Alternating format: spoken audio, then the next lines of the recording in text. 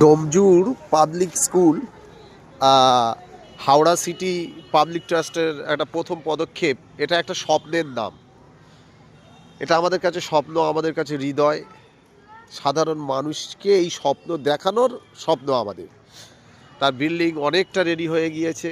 খুবই ভালো একটা খবর। এই যে পুরো জায়গাটা দেখতে পাচ্ছেন, এটা আমরা বাচ্চাদের গেমসের জন্য, হ্যাঁ, স্পোর্টসের জন্য আমরা রেখেছি। যেখানে এক একটা স্কুল আমরা দেখেছি অল্প জায়গা রাখে স্পোর্টসের জন্য, বাচ্চারা বাচ্চারা খেলাধুলা করার সুযোগ পায় না। এখানে প্রায় 2,500-3,000 স্কোয়ার ফিট পড়ে আছে, আপনারা দেখছেন কাজ চলছে।